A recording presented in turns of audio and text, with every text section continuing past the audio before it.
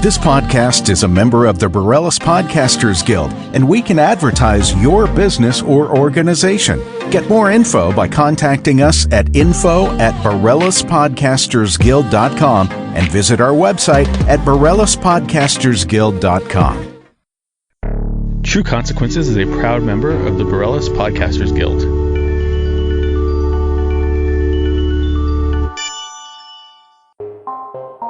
The Oracle Network. True Consequences is a true crime and mystery podcast with stories based in New Mexico and the American Desert Southwest. I'm your host, Eric Carter-Landin.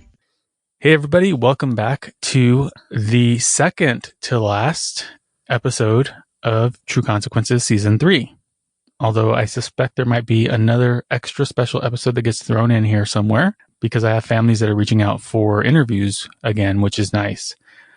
However, I am super grateful for all of you. Many of you know that we just hit 100,000 downloads, which is something that I didn't think was going to be possible as quickly as it happened. And I am forever grateful to all of you for listening, sharing, leaving reviews, even the bad ones, and just for being there. So thank you so much. Thank you for everything that you do to support the show. And in that vein, I want to say a big thank you to Georgia B for becoming a patron member at the highest level. I am very grateful for you. I think in a couple months you should get your free hoodie. So that should be awesome for you. If you do want to support this show, go to patreon.com/trueconsequences or go to ko-fi.com, ko-fi.com/trueconsequences. Or if you don't want to do this monetarily, you can leave a 5-star review on iTunes or Apple Podcasts or your favorite podcatcher. Or just share your favorite episode with your friends. Let them know that the show exists. So it is the season of extra special guests, it seems, and repeat extra special guests. Today I am joined again by Edna. What's up, Edna? So much is up, Eric. Yeah. But I'm thrilled once again to be here with you. Me too. You wanted to try something. You wanted to use me as your guinea pig, and I agreed. I don't know what I'm getting myself into here, but I am looking forward to it. So I'm sure you have a whole bunch of stuff you want to say now, so I'll shut up. Thank you. So I actually, based on meeting with you the first time that I met with you at the Range Cafe, which was how long ago? It's been, a little over a year, I think, right? I have really very few memories pre-COVID. How many decades ago was that? 50 years ago.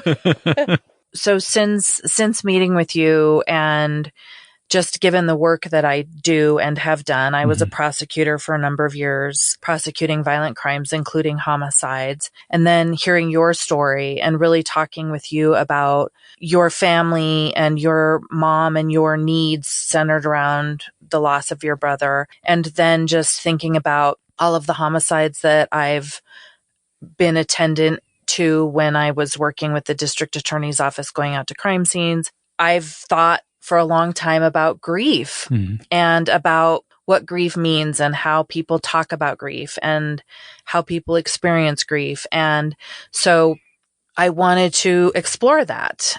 And I have grief in my life. I have grief in my family, lots of grief. My family has been affected by suicide. My family has been affected by the death of a child. My family has been affected by the death of a spouse. I've been affected by the death of my father, to whom I was very close. And my mom and I talk a lot about grief. And so shortly after I met with you, my mom and I sat down and really talked about grief between us and came up with a series of questions about grief. And because we wanted to capture all of the different things that we think about grief and maybe contribute those thoughts to the rest of the world.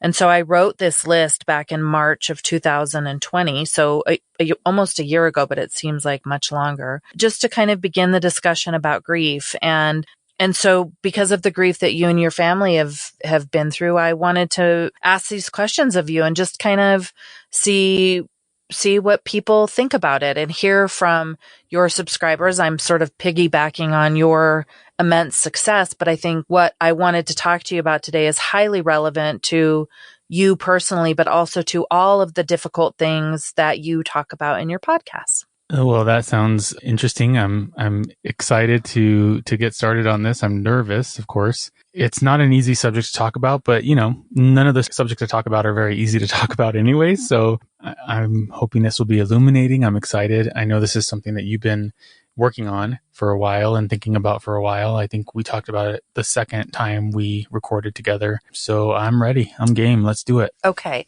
So I want to just start by sort of giving you my story about grief. Okay. As I said, my family, my maternal side has been impacted by suicide. My mother then also lost a child in childbirth. And that child was born before me, so I did not know that child, obviously. I was born a year after he died. But those two big griefs in my family really impacted the way that I was raised in terms of my connections with my family members. Sure. And those were tragic and not violent, but they certainly affected me. And then in 2002 or 2003, my father contracted bacterial meningitis. Wow. While on a trip in China. He was actually first struck down with bacterial meningitis in Wuhan. So it's been very triggering for my mom and I to talk about the coronavirus because of its origination in Wuhan. And he eventually was airlifted to a hospital in Hong Kong, where he was in the intensive care. He fell into a coma in Hong Kong. He survived the infection, but it essentially caused him to have a massive stroke in his brain. And he was in hospital in Hong Kong for, if memory serves, about 6 weeks. He was medevaced, airlifted back to the United States from Hong Kong in a coma, in a vegetative state, on a ventilator with doctors. They turned like 9 or 12 rows of a commercial airplane into a flying ICU. Wow. A physician and a nurse came with him. He was hospitalized here.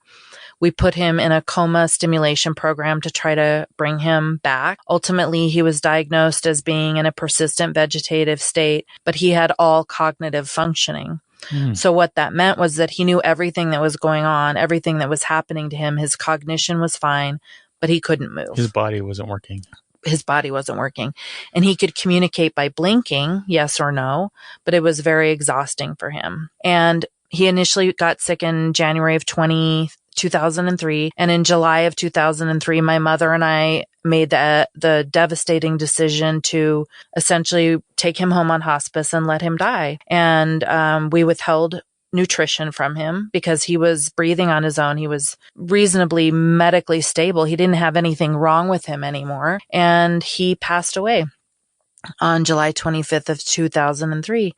And I was incredibly close to my father. I'm an only child. And it was devastating for me, for my mom. He and my mom had been together they had just celebrated their 35th wedding anniversary. My father was a delightful human being. It ripped my life apart. The first 5 years after he died, I didn't think I would ever recover. But eventually I started to kind of see a light in my life. And so that's my grief. And my mom and I have grown incredibly close and have spent the last almost 18 years talking about all of this stuff. So my first question for you, if you're ready, sure, hopefully neither of us will cry. I can't promise anything. I can't either. So my question to you is, what do you know about grief? The answer, there's no answer, but it could be what caused you grief, what incident caused you grief, or what's your relationship with grief? I have a very intimate relationship with grief. I think pretty much everybody knows my story with my brother and my mom and what happened there. If you are just tuning in for the first time and you have not heard this story, maybe pause this and go back and listen to it because it's very important. It's important, and it's not something I'm going to unpack in this episode.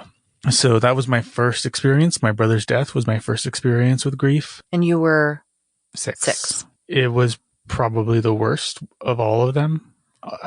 Well, maybe not. I don't know. It was intense because it was the first one. It was my brother. We were very close. I loved him so much. Shortly after that, my great aunt died of breast cancer. It spread all over her body and she was gone.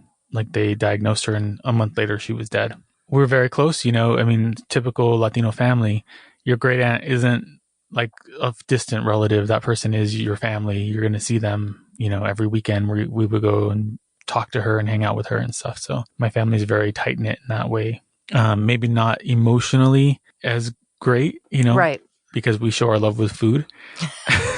There is nothing wrong with that at all. But so that was another one. And then my great grandfather passed away after that. He had Alzheimer's, so that was tough. That was hard because we watched him kind of deteriorate in front of us very slowly. Alzheimer's, I think, it is the worst, in turn, because with cancer and something like that, it is hard, it's tough, and you just want their suffering to be over. But with Alzheimer's, it was like watching him revert to his childhood in slow motion. He was 93 when he died, so it was, we were grateful and relieved that he didn't have to suffer anymore, mentally like he was. At the end of it, he called me his best friend. So I was his best friend, Billy, that used to go swimming with him in the water hole. Oh, wow. And that's very sweet. It was sweet. He had no way to place me in his life other than maybe that memory. In his mind, that's the age that he was at that point, and that's who he knew. He loved me and he knew he cared about me. He just didn't know who I was. So, right. So he would say, "Hey, Billy," and I would say, "Hey, Grandpa." That's just kind of how it went. And in between that, I had friends that died. I had a friend who died in 3rd grade. I had a friend who killed himself when I was 16. Mm-hmm. On my 16th birthday, he shot himself. That was really tough. And then my best friend in adulthood, I'm going to cry now talking about this because this is still pretty raw. He died a horrible death. He got MRSA. Ugh. And it went into his bloodstream and he became septic. The bacteria started to destroy his lungs. He passed away. It's been about 12 years. It still hurts. Mm-hmm. He was probably the closest person to me ever in my entire life. We understood each other. We both were named after our fathers. We both went by our middle names because we didn't like our fathers.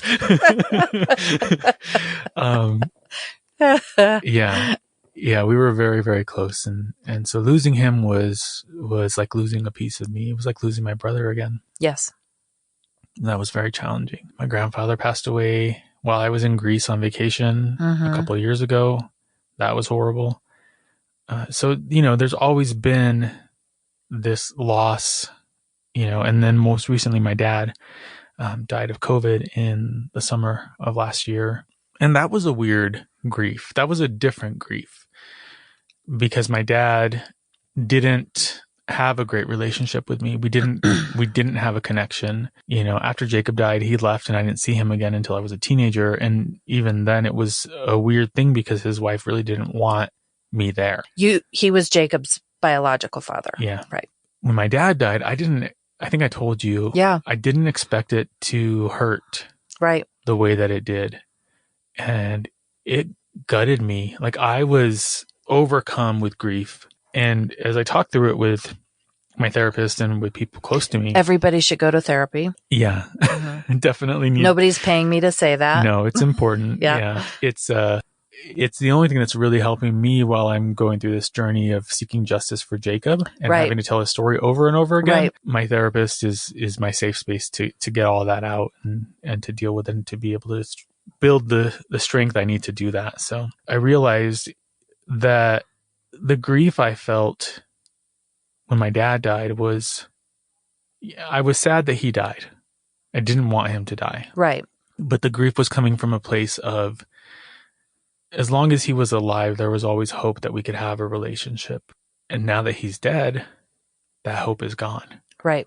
And so... And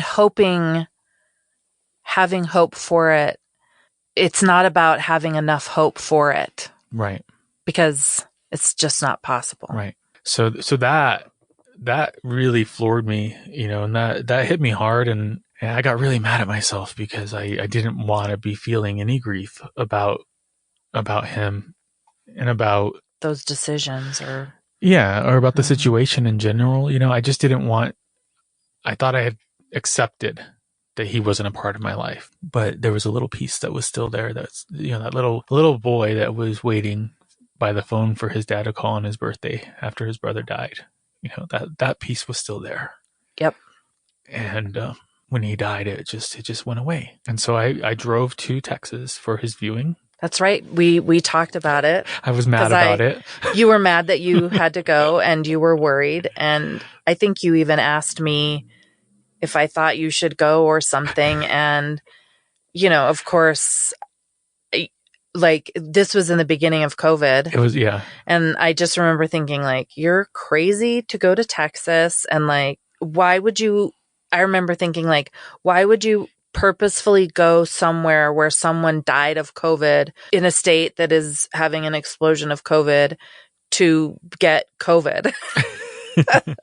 But of course, that's not what happened. Well, and it's not like it was a risk you were willing to take. And that I certainly was like, you need to absolutely do what you need to do. Yeah, I was really mad because at that point I was being very safe. I'm still pretty safe, but at that point I was being very safe. We were having groceries delivered. We were not having people over. We were not doing anything because we still didn't understand a lot about what was going on. So I made a decision. I was going to pack up a cooler full of food so I wouldn't have to stop anywhere. I would stop at hotels, but I wouldn't leave my room once I got in there. Wouldn't talk to anybody. Wipe everything down. Yeah.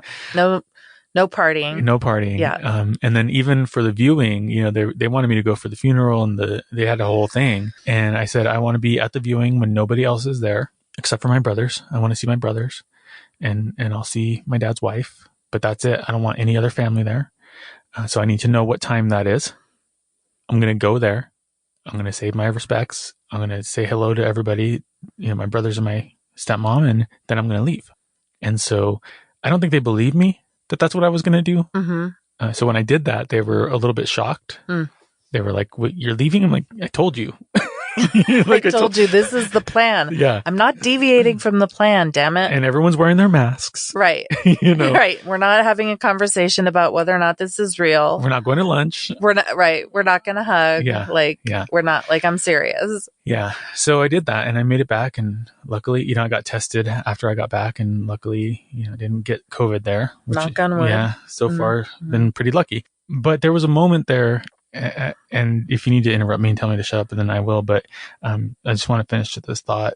There was a moment when I was saying goodbye to my dad, and I broke down crying, where I just kind of symbolically took all this shit that I've been holding on to with him, with our relationship, my resentment, my anger, my frustration, my sadness, all of that. And I'm just like, symbolically, I'm putting this in the coffin with you. This is going with you.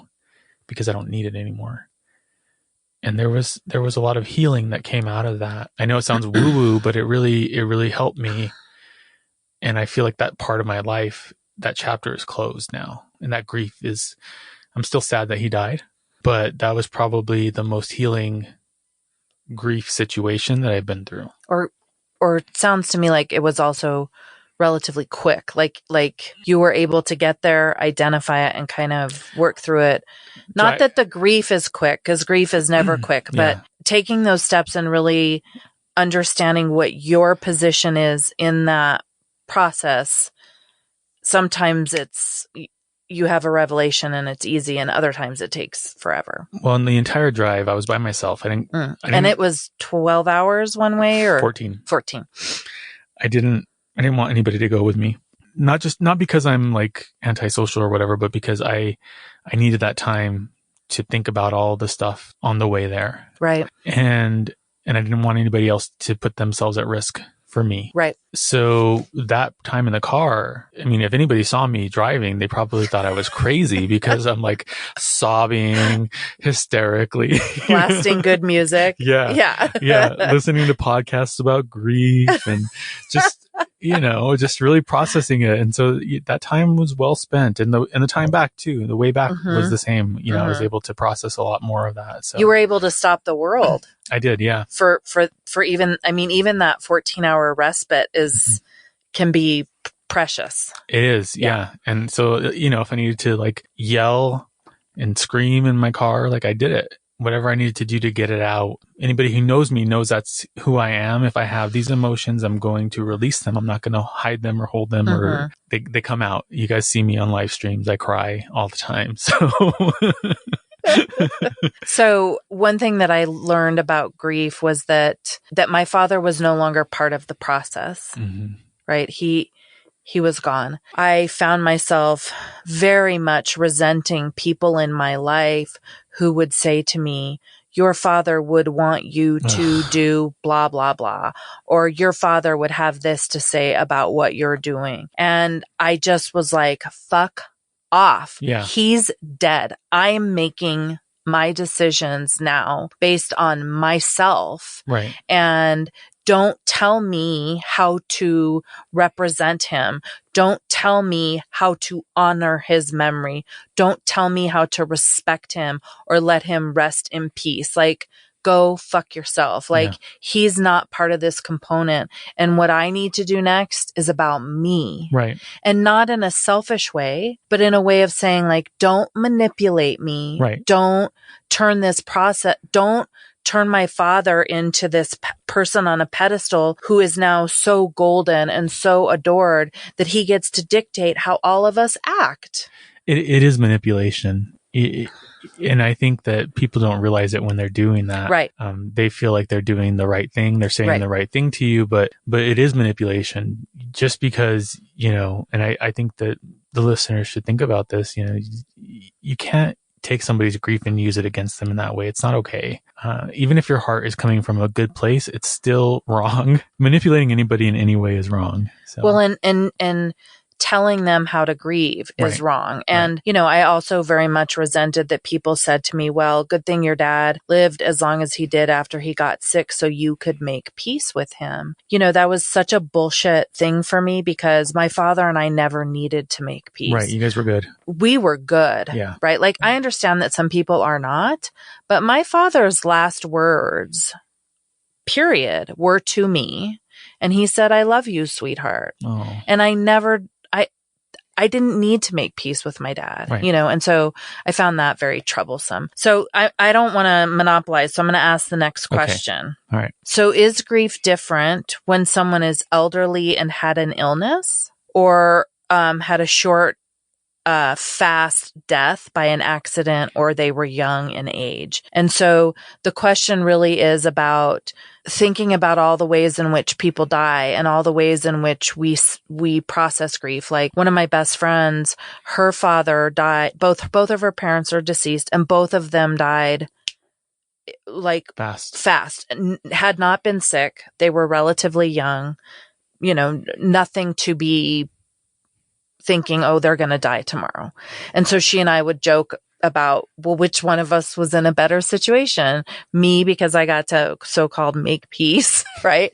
Or her, because he was gone and she couldn't dwell on figuring it out. Mm-hmm. I think that it's different for everybody. I think it depends on your relationship with that person when they die. How so? Like, if you're always right with them, then you never have to question your value in their life and their value in your life? No, I guess my thought on grief is so different for me for like all the situations that I gave you, right? So like Jacob's grief, that we didn't have very much time. We had 9 months, maybe 8 months together. Mm-hmm.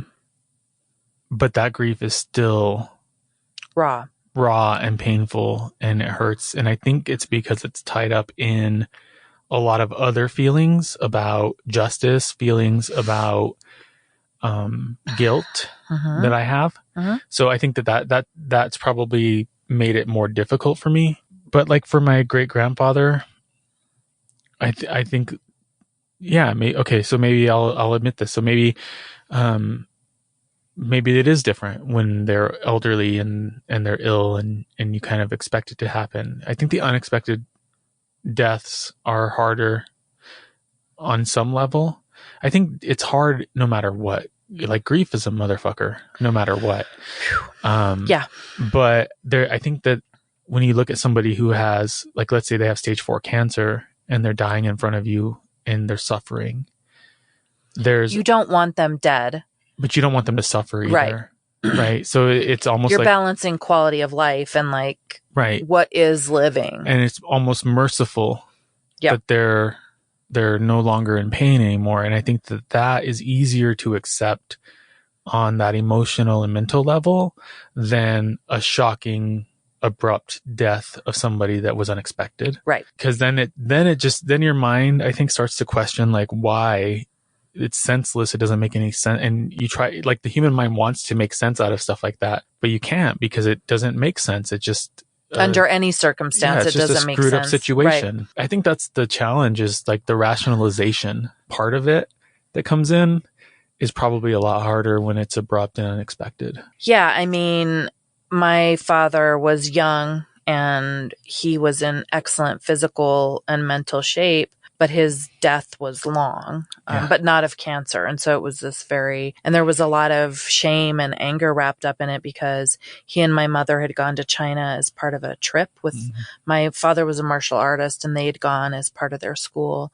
And so my mom still to this day is very angry about having been organized to go on that trip, and so it adds all these layers. So my next question is, and I'm going to ask you about revenge and justice and that stuff, because I think those are really important questions. And those are questions you and I have talked about. For me, my question is there always a silver lining? Is there a silver lining? And my answer to that question is that in all the deaths that I've experienced, and I had multiple friends when I was in high school kill themselves. For me, the silver lining with them was that I realized I would never kill myself, that it didn't matter how depressed or how suicidal I felt. I would never kill myself because it was so painful. And in some ways, that allowed me to explore my own struggles with depression and suicide in a much more honest way, because I knew that I could walk up to the edge of that sort of insanity because I trusted that I would never actually do it. So it gave me a little bit more maybe recklessness to explore those ideas. And then with my father, I lived through the worst thing I could imagine happening to me. And so it took away my fear. And so I've never been happier in many ways with who I am. I'm sad about stuff. But so do you think that there's a silver lining? I think that something that happened after Jacob died, because I was overcome with grief and I didn't have the cognition at the time to be able to process it in a way that I probably needed to. I mean, you were 6. I think that's a tall order. It's a huge amount of pressure. And so something though that helped a lot significantly was my mom. I was just having a really hard time, of course, like you would expect. And she said, we need to remember the good times. We need to remember the happy moments. We need to remember his laugh, and we need to never forget those things. And so when you're feeling sad and when you miss him, remember the good and be grateful for those times that you had with him. So rather than focusing on the hole, you fill the hole with those memories. Yeah. And so I would do that, I would do that every time I would start to feel sad. I would remember his stupid laugh and how crazy he was and how funny he was and remember his smile. And it's still there, because of that moment. Like, I've kept that alive in my head. And that's why when I talk about it, it's there. It's always been there, because every time I get sad about it, and I do that with everybody that I've lost, and remember the good times. And I think that is on some level the silver lining. But the other part of it is, I feel like a fucking badass. Like, I feel so strong, and like I can deal with pretty much anything that life throws at me, because I've dealt with some fucked up shit. And maybe that's another silver lining, is that Resilience. Yeah. Yeah. Yeah. Like it takes a lot to knock me down. To rattle you. Yeah. I mean, I think that as you age, you become more confident, certainly in how you handle things. But when the worst thing that you can imagine happening to you has happened and you are miraculously still standing and even laughing, you're like, well, fuck it. Bring it. I can do it. I can do it. I've been listening to Brene Brown's Power of Vulnerability. Yes. And she talks about laughter as a means to heal that shame and to heal that, all those dark areas in your life. And I'm all about, people give me shit because I'm like a super sharer, but I do it because I'm like, I am not carrying around this shame inside. Like, I'm going to make you laugh and then we're just going to move on. Like, right. Funny poop story, tell it. Like, let's get it on. So my next question is, well, and let me just say that it's really miraculous, Eric, that you've been able to hold on to those memories, because the downside for me to grief is that I feel that I am betraying my father, not him, but betraying my love for him in the process of forgetting him. That I don't remember what his voice sounds like. And it makes me feel guilty and ashamed, as though I did not value him enough when he was here. And that wasn't true. Right. And that would never, you can never necessarily anticipate how much you will miss somebody. Sure. Right. But that for me is very difficult. I have a lot of shame about betraying my love for him, diminishing it. Yeah.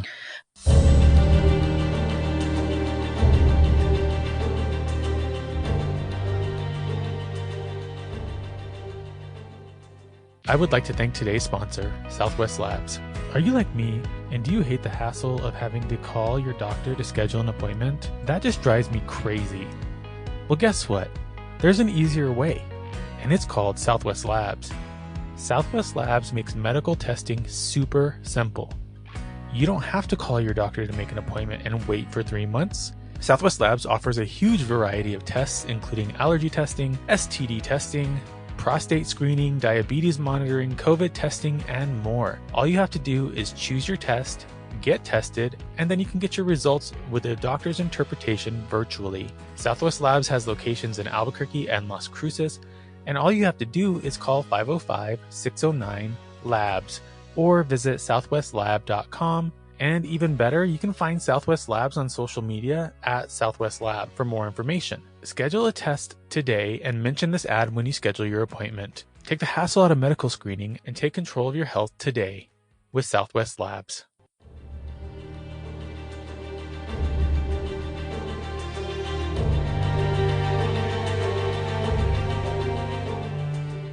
So my next question is, did grief, and I don't know anything about your religion and you don't have to tell me, but did grief change your idea of heaven? And I'll tell you that I am not a religious person. I don't understand it.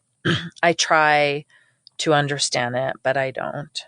But my father was very religious, and he was an Episcopalian, which is like Catholic light. Yeah. They can get divorced and gay people are okay and they can have abortions. Right. And women can be ministers. And his church was extremely liberal, and he was very, very close to his Father Brian Taylor, who was at St. Michael's and All Angels over on 4th or Montano. It's a beautiful church. It's a beautiful church. And I felt so much relief and gratefulness for my father's belief in heaven, because I knew that it gave him some sense of a path forward through what he was going through. Yeah. And I would often say to myself, I'll get to see him when I get to heaven. Even though I don't believe it in the sense of like all my dead animals are waiting for me when I cross the rainbow bridge. Like that to me is very woo-woo bullshit. But I would say to myself, well, when I die, I will go to heaven, and my dad and I will get to see my dad again. And that provided me a lot of comfort. Sure. Even though I knew that I didn't believe it. Yeah. Well, I was raised in, everybody knows my dad was a Pentecostal evangelist. Oh, that's heavy shit. Yeah, we don't have time to unpack that either. Right. Sorry. But well, my spirituality, I call it spirituality, I think has changed and evolved, and it's not the same that it was, with what I was raised in, for a lot of reasons that I don't really want to get into. But I do think that there's something else beyond what we understand. There's a lot that we don't understand about the universe and about the world and about life or death. There's so much we don't know. And I've had woo-woo crazy experiences. La Llorona? Not quite, but I've talked about this on Dos Pequeños, I think. Like I've had dreams of people dying in my life before they die. And one example would be my uncle. I had a dream that, and I don't care if anybody believes me, but this legit happened. I had a dream that my dad, my mom, and I were sitting in a cheap motel room with this really hideous bedspread and shitty carpet, and we were talking. And I told my mom, and she said, "That's not ever going to happen. I hate your dad. I'm never going to talk to him again." And then I had this, like shortly after that, I had this really uncontrollable urge to find my uncle. Was he your dad's brother? My Uncle Lupe was, he could have been on my 600-pound life. He was gigantic. He was 900 pounds when he died, and he had lost 400. Holy, trauma. Yeah. He must have had a huge trauma. He did. Yeah. He came back from Vietnam, and his wife was in bed with another man. And it ruined his confidence, and it ruined his self-worth and all of those things. And so he ate, and he ate, and he ate, and he ate. And I hadn't seen him since I was a kid. I loved my Uncle Lupe. He was the most gentle, loving person that I've ever known. He was so kind and soft, and I felt this irresistible urge to find him, and I couldn't find him. I looked everywhere, and the internet wasn't what it is now back then. And so anyway, I went to work and came home, and there was a voicemail from my dad, and he told me that Lupe was dying, and Lupe was in a coma, and he wasn't responsive. And this is going to be, some people may not believe this, but I'm just going to tell you it anyway. Yeah. So I called my mom, and I said, "Mom, Lupe's dying." And she started crying because she was very close to him. And she said, "I'm on my way." And she drove up from Socorro. And Lupe was here? He was in Texas. Okay. So we got in the car and we drove to Texas. And exactly like the dream, the same hotel room, the same bedspread, the same carpet, my mom, my dad, and I are talking. Wow. And I was like elbowing my mom, like. Did she remember the dream? Yeah. So was she freaking out? Yeah. Well, she was used to that kind of stuff with me. She's like, "Oh, it's just my weird kid. He gets these weird vibes and just roll with it." But my uncle had not been responsive at all. And we walked into the hospital room, and he opened his eyes, and tears started rolling down his face. And I got to spend some time with him, and I sang some old-fashioned Christian hymns for him. And it he was just crying. He couldn't talk, but he was just crying. And he died the next day. Like, he was waiting for me to come see him and say goodbye. And so there was that moment. And then when my best friend died, he was in the hospital for a long time. And I was there for several weeks, but I had to go back and get back to work. I had a small kid. Kai was probably 3 years old at the time. And I'm driving back from Santa Fe. My friend lived in Texas. Texas, Texas is bad news for you. It is. What part of Texas? Waco. Oh, wow. Fuck. Enough said. He lived here. I knew him here, and then he went back home. He was the most. You didn't grow up in Waco, though, did you? No, but Jeff did. Okay. So Jeff, I met through his dad. His dad was the district manager at the restaurant chain I was working in. And he connected us because he said, "I think you guys are going to get along." We were both like, "Whatever, asshole. We don't care what you think," to him separately. Right. And then we met, and it was like. You're like, "Oh, okay. I got it." Yeah. We're the same person. Yeah. he was dying slowly, and I had to come home, and I was very torn because I wanted to be there for his mom and for his brother and everybody that was there. I'm driving back from Santa Fe, and I'm almost to Sandia, and I swear to God, I felt his presence in my car. Mm-hmm. Like he was next to me. Mm-hmm. And I just knew, I just had a moment where I knew. And so I started talking to him, and I said, Jeff, I love you. You're like a brother to me. I know that this has been extremely hard on your body and probably on your mind. And, I don't want you to die. I don't want you to go, but if you need to go, like, go ahead. I'll be fine. And as soon as I said that, the phone rang. And he had gone. He had died right in that moment. So there's all these weird things that happen. Well, and you're not alone in those stories, Okay. right? So you're really not. I mean, you can feel like maybe people aren't going to believe you, but those stories, I mean, the moment my dad died, an owl started hooting outside, and I was like, holy fucking, like, I think everybody has those, it gives me goosebumps. Yeah. I mean, those transcendental, I don't even know if I'm using that word right, but those things that happen. So that kind of stuff gives me hope that there's Yeah. more to that situation, that process, than we know. I think that you look at science, you look at physics, and it's proven that energy has to go somewhere. That energy doesn't die ever. It continues on. So whatever that looks like, I don't know, but that gives me hope too. One of the weird things that happens to me a lot is people say to me, your dad is with you every day. Can't you just feel him? And I cannot. I cannot feel him. I don't think he's with me. And I, again, feel this sort of irritation that people want to put that on me, because I believe very strongly that wherever my dad was going, he was ready to go there. And so, and that the length of time it took him to die gave him the space to prepare. Yeah. Right. And so that when he left, and I'm not angry about that. Sure. I'm grateful, because I think that whatever he needed to do to get to where he thought he was going, if it's real or something else or whatever, he was ready, and he had spent his whole life preparing himself for that passage. And so in that sense, like you, I have hope about seeing him in heaven, if that's what heaven really is. I don't know, but it's those glimmers that I think are really important.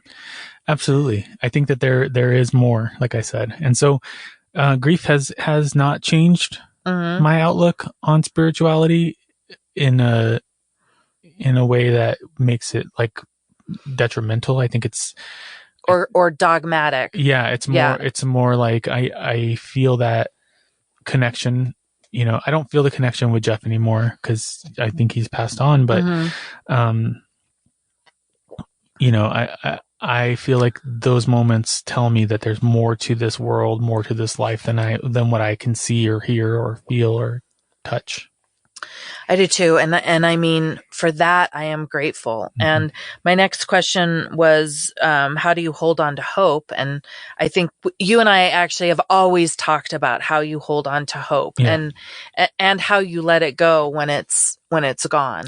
Like I grew up thinking that I was special. And maybe it's because I'm an only child and my parents were like, woo woo, juju, you're so special. But I remember thinking, like, if I wish for something bad enough, and pray, I guess would be another way of saying it will happen.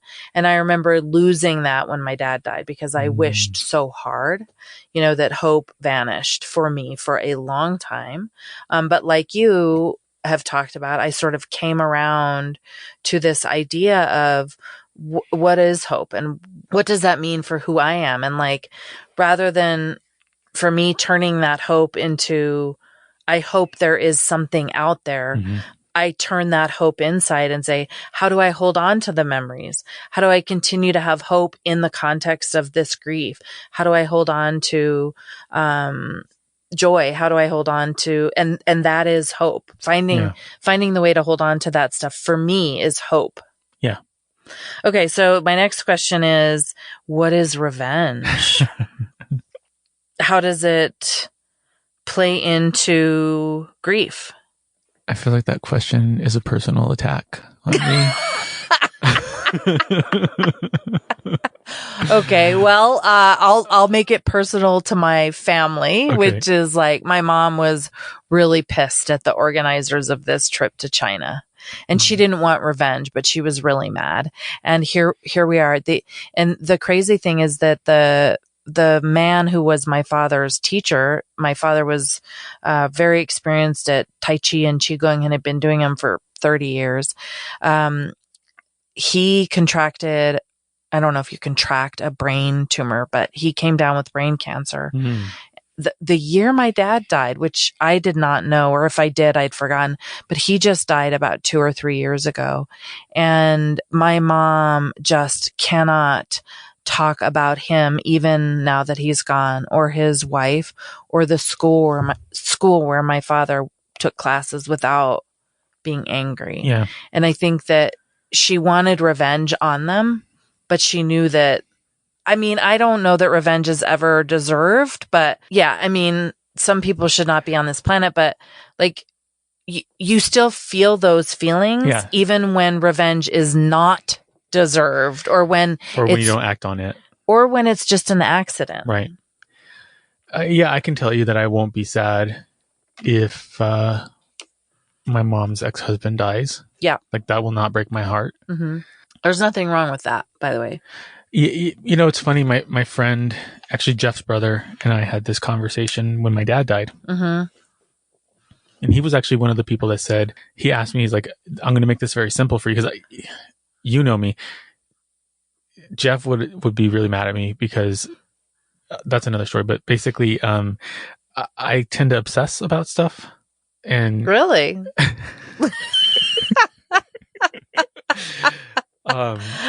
yeah, you're so cute. Yeah, I just think the world of you. So I was obsessing about going. So of course I talked to you. I talked to my mom. So you were having this same conversation with everybody. Yeah. Mm-hmm. Because I need 1,000 different perspectives. Right. And then you were still going to do whatever the fuck you wanted, 100%. Regardless of what any of us said. Because everybody who knows me knows that I'm going to do whatever I want anyway. But John, that is a whole podcast in and of itself, because it's like, how fucked up do you have to be that you want everybody's input, but then you're just going to be like, fuck all of you all anyway. None of you know anything. Right. You're all stupid. Why do I even talk to you?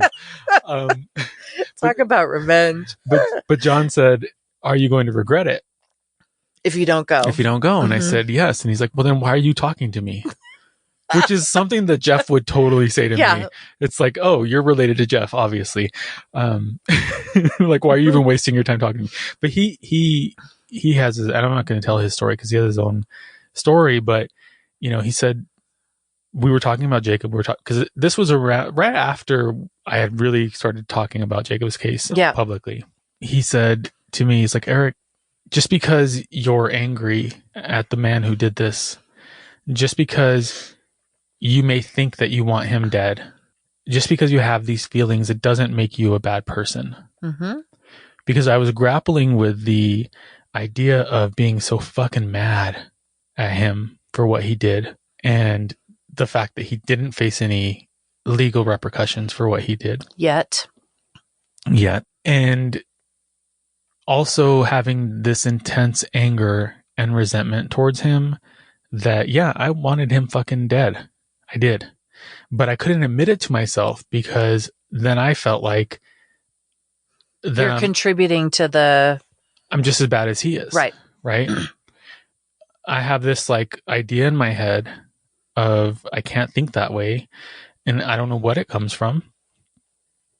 I think it's just because I just really, even as a child, I never liked, hunting or fishing or any of that stuff, because I didn't want anything to die because of me. And so there's always that, in my mind. And I remember one time my cousin took me rabbit hunting with the BB gun, and I just stood there and cried while he was shooting the rabbit. And, and I was yelling at him, like, what did it do to you? Like, why are you killing it? It didn't do anything to you. And so there's all this in my brain, probably made even worse after Jacob died. But John helped me he's like, no, follow that thought. He's like, that doesn't mean you have to go and actually be responsible for somebody dying. But he's like, that's real. That's coming from a real place. You can't ignore that away. It's there. So you have to face it. And that was a very profound moment for me. So for me, revenge would be, I think now I can take that energy and that anger and use it towards advocating, right? And not physically harming anybody. But I guess that's my long-winded answer. But it's such a great, for me, it's such an important part of grief, because I think that like for my mom, somehow her grief was easier if she could blame my dad's illness on somebody else, because that somehow made it less random.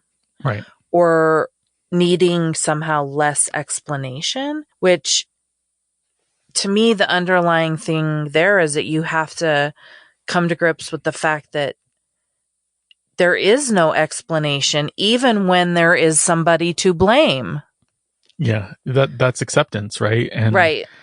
And that is and maybe hardest. Justice, right? Because I think you and I talked about like, what does justice mean? Like, like even if you had an explanation, that doesn't explain jack shit, because it's never going to make sense. Right. Like it never reconciles itself ever. Right. And so like, to me, I think that the anger comes from knowing that the desire for an explanation does not jive with any explanation, because we know that it's not going to resolve it. It's the rationalization that happens, and I think that's a natural part of it. And it's never, even like you told me this and it pissed me off, but you were like, even if he goes to prison, like that's not guaranteed that that's going to make you feel better. And I got mad about that when you said that. I was really angry with you. You didn't stab me, so that's good. I didn't go full Socorro. But I was stabbing you with my eyes. Oh, okay. Good to know. But that's right. That's the truth. That's still not going to bring Jacob back. It's still not going to take away all the years of abuse that my mom and I endured. That's not going to fix anything. The only thing it's going to do is make me feel a little bit better knowing that he can't hurt anybody else. Right? So it's a hard thing, and I still grapple with it. Yeah, because even if he goes to prison, it doesn't even begin to balance any of it, and even one day of abuse. Yeah. Like it's never enough. It's never enough. And I think that that's where people get angry and start to question God and be like, fuck God. Like, if you really cared, why do you do such shitty things to people? And, it's just a cycle of, that is difficult to manage when your resources are depleted because you're grieving. Yeah. Yeah. And it can get a hold of you. 100%. Yeah. Yeah. And, like I was telling you, like, even if somebody gets life in prison in New Mexico, that's only 30 years. So does that mean that an 18-year-old who gets out at 48 isn't going to hurt somebody else? Right. I mean, no, right? So how do we begin to, justice and how that plays into grief, to me, is just, an impossibility to reconcile. And that, what I've found about life in general is that people don't want to sit with paradox. They don't want to sit in that discomfort because they want an answer that resolves the issue 100% one way or the other. And that just doesn't happen. Yeah, there's no emotional antibiotic for this. There isn't. It doesn't exist. And there's no, like, even if you think that you have closure, it doesn't mean you don't ever feel like shit about it again, right? Sure. Like you had this great epiphany, if you will, when you're there visiting your father at his viewing. And I bet though you still wake up like, fuck. Yeah. Like some days, I mean, like if I really sit down and think about my dad being dead, I am exactly where I was the day he died.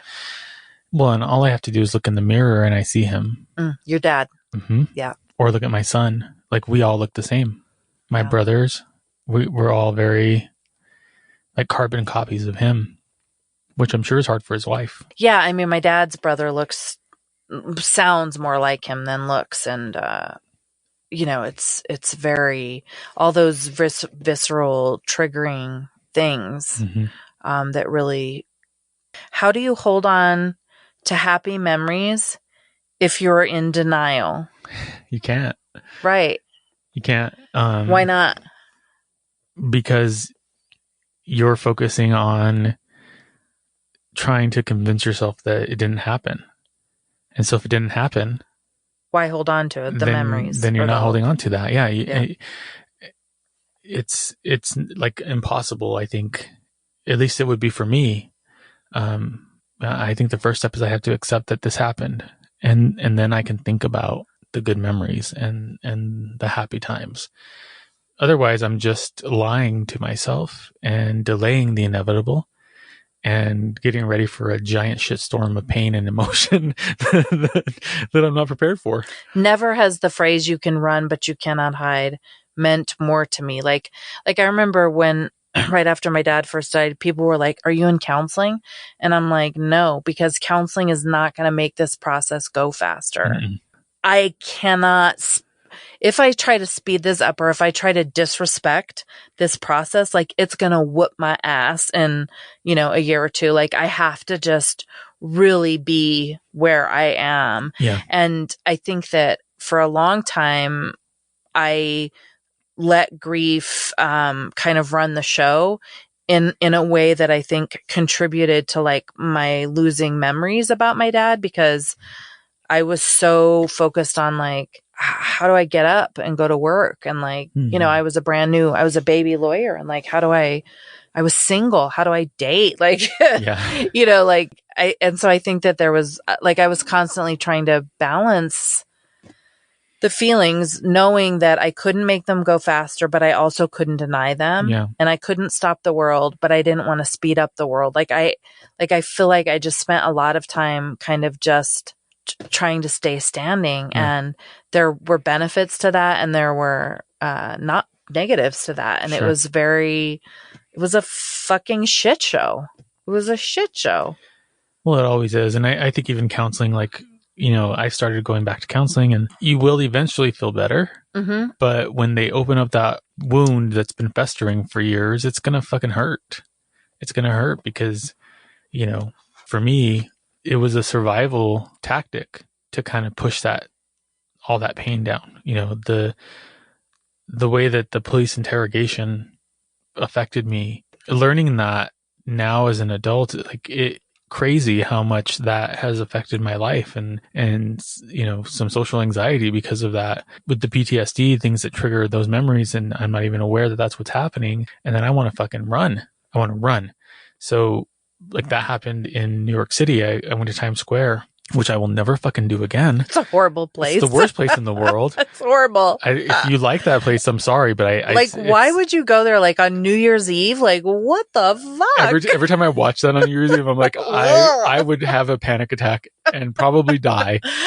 I feel the same way. I'm like, it scares me so much. Oh, it's horrible. So I got off the train, and I'm Penn Station, and I walk right onto Times Square, and there's so many people, and I fucking ran.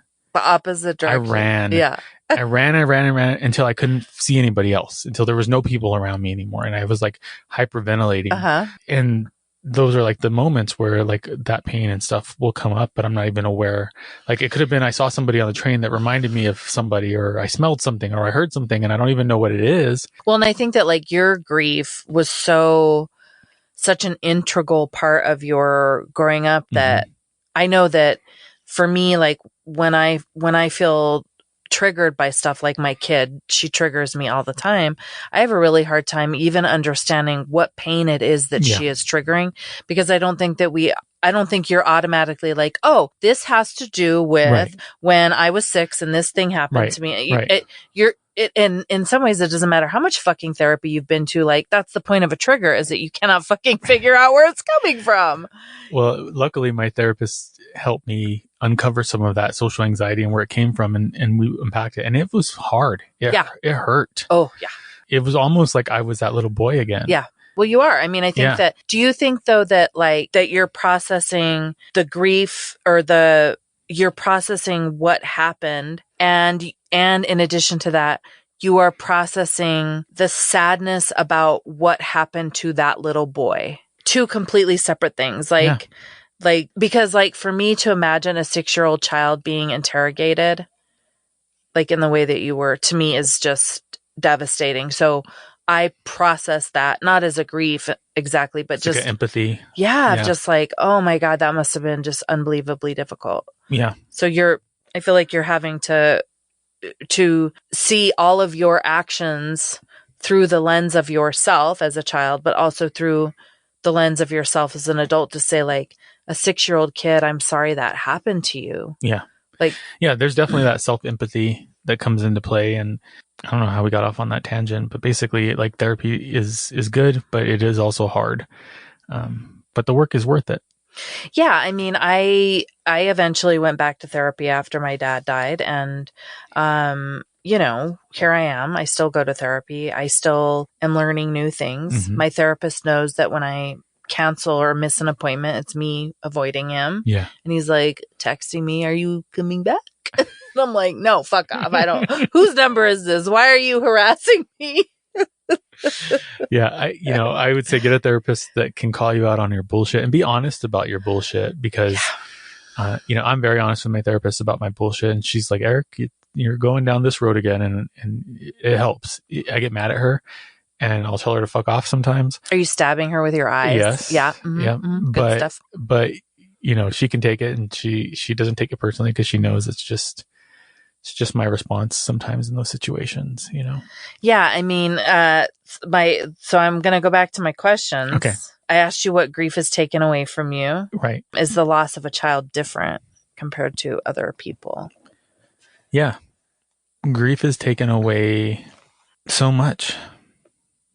When we talk about specifically Jacob's case and what happened with my mom and I, someone asked me, how has this affected you? And I hadn't been asked that before by anybody, and it was an interview I did. And I thought about it for a second, and it's like, it's affected me in every possible aspect of my life. And I feel like grief is tangled up in all of that too, because I did a Q&A about Jacob, and the question that broke me was, if you could talk to Jacob right now and he was alive, what would you say to him? So that's part of it. Like, that's gone. The ability to have that conversation with him. Is it though? It's, well, I mean, in like physical contact, real life, sitting across from each other. Yeah. But I think that part of what death takes away from us, or the way in which we handle death, we assume that there cannot be resolution if that person is not there to hear or see what we're doing or saying. Yeah. And in cases like yours or mine, when they're gone, you got to figure out some way to say to them what you want to say, mm-hmm. because it's important. Yeah, absolutely. Absolutely. I didn't mean to imply that I don't, have those moments. Right.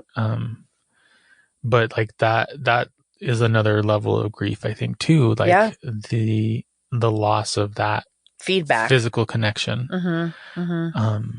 Face-to-face connection, because we need that as humans, Well, and I think that that's something that COVID has highlighted, that the loss of that feedback. I mean, it really is feedback, right? Yeah. And the loss of that is very difficult for people. And, going all the way back to the beginning of the show, when you were talking about the experiences going to see your uncle in the hospital, like families are not getting those moments, right? So we are losing those moments in our cultural carpet, our cultural framework, our personal frameworks of like looking for those things to provide us with meaning and to provide us with hope and to provide us with belief and as a salve to our hearts. We are missing that. And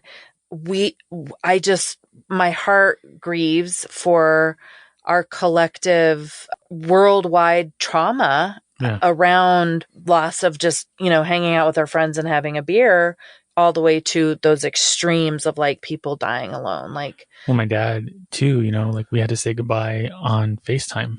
Right. And that was hard. That was really hard.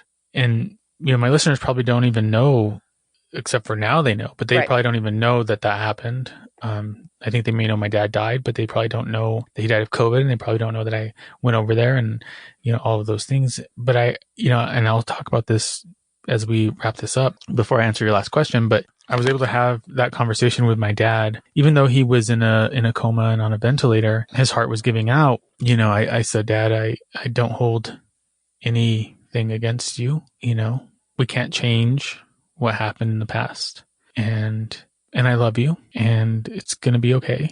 I'm going to be okay. I've always been okay. And I'm not going to stop fighting for Jacob. That's right. You told me that. And within a few minutes after that, he died. It was pretty quickly after that. But you could tell he just kind of let go at that point. But I think he was waiting. He was waiting for me specifically.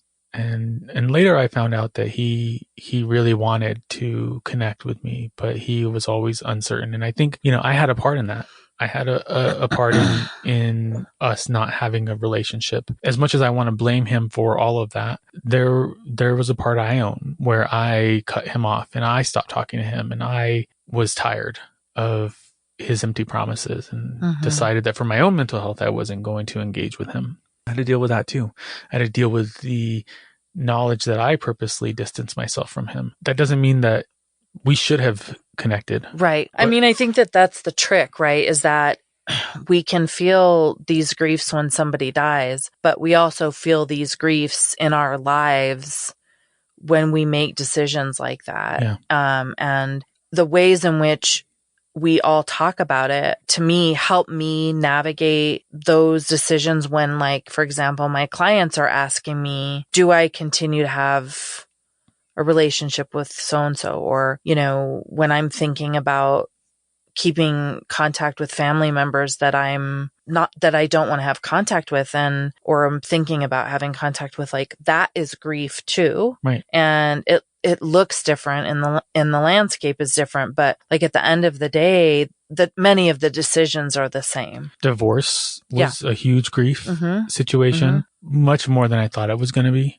for me. So there's a lot of things that cause grief, not just death, for sure. And then I think a child's death is different. I think it's a profound loss of hope. It is, especially for the parents. Yeah. But anybody who's connected to that child, it's devastating is not even a strong enough word to describe what it is. Emptying.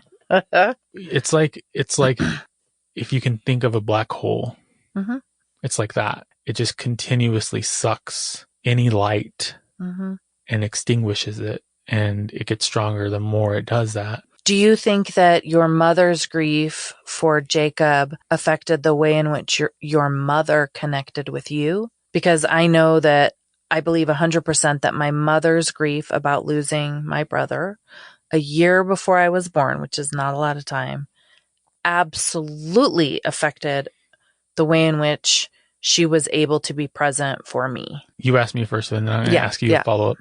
I think it caused my mom to cling to me and pull me closer in an almost codependent way. Yes. Is it similar for you? Nope. No? Complete different. opposite. Complete opposite, yeah. Complete That's opposite. What I was suspecting. My mom, why? Because I'm such a cold bitch? Well, no, just because of the way you framed it.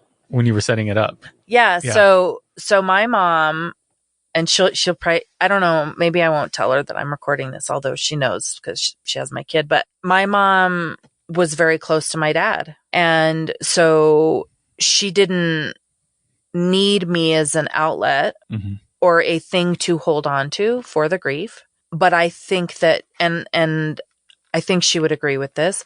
I think that she could only be close to one person, because to be close to more than one person meant a bigger chance of loss. Yeah. Right. Yeah. And so like when my mom actually denies that she said this to me, but when my mom and I were not close. We had a very difficult relationship. She was, in my opinion, very standoffish with me, not particularly affectionate. Like, she told me she loved me, but I just remember thinking like, she's just getting on with it. Right. There's a wall. There's a wall. Yeah. So when my dad died, or when he got sick, we were in Hong Kong, and she said to me, "I wish it were you." And I was appalled, but I wished it was her. Right. Right. And so it was this huge moment, a huge breakthrough for us, that like, we loved this man to the loss of each other. And maybe that was okay. But here we were, we had to do something different. Right. We had to fucking figure it out. Right. If she and I were going to be a family, we had to figure out how the fuck to like each other. Yeah. And love each other. And we always loved each other, but we didn't like each other. She didn't like me. She thinks I cuss too much. Like, shocker. And I probably do, but welcome home. Right. I mean, fuck that. True Consequences is your home now. Yes. So, I think that she and I have a wonderful relationship now, and we've navigated those things, but she is afraid of loss. Yeah. Yeah. And I think we all are. I am too. I'm going to make some people really mad when I say this right now, but I'm going to say it. I don't have a best friend anymore. I don't. Yeah. And I don't want any more best friends. Right. Because I've lost 3. Yeah. It's too much. I don't want any more. Right. I will be your friend. You can call me your best friend. That's fine. You're my best friend, Eric. But I'm not going to say that back to anybody, because it's fucked up in my head. Like, I think if I say that, then you're dead. Now you're dead. Yes. Now you're going to die. And I'm going to be stuck and here. I'm going to be alone again. Right. So it's almost like what your mom kind of went through, where absolutely, where you just push away. And it's like, she was never like, "Oh, I'm going to hate you," or treat you poorly, or not be nice to you. Like, she was all of those things, but there was always just this like, I'm just not going to. It's like, get you don't name close. The chicken. Yes. That you're going to eat for dinner. That's exactly. That is, I am the chicken. You're the chicken. In all things, I am your chicken, and I'm my mom's chicken. It's so true. And my mom gets real hurt when I bring it up with her. And I told her, I said, Mom, it's okay. Like, I don't hate you for it. Like, it's just, it is what it is. Like, you had a coping mechanism that got you to where you are. But like, I'm here. I love you. Like, yeah, we're in this together, and we're going to figure it out. And like, we have to find hope. We have to find joy. We have to laugh. Yeah. You have to just keep going. Yeah. I feel like this is a very important episode, and I want to say thank you for recommending that we do this. I'm not going to lie. I was nervous about it. Why? Because I know how you can ask really tough questions, because you're a prosecutor, former prosecutor, and because I've been questioned by you in other show episodes, and that wasn't particularly pleasant for me. But I do feel like this was productive, and it was helpful, and I hope that the listeners found some help. I really hope so too. And I've asked a lot of people in my life if they would let me interview them. And they were like, fuck off. Like, why the fuck would I let you talk to me about what are you, crazy? And I'm like, well, I want to talk to you about grief. And they're like, no. I'm like, no, I'm good. Thanks. Nope. So I'm really, I mean, I mean, you know what I think about you. You're such a gem. And so thank you for being my first test project. Maybe there will be more stuff coming from you eventually. Yeah, I mean, I think I need to do something with my life other than being a lawyer because, it's a little exhausting. Yeah. But really, Eric, thank you. You're such an amazing soul. Thank you. Well, I think we covered it all. So I'm going to go ahead and say goodbye to my listeners. And thank you so much for listening, and stay safe, New Mexico.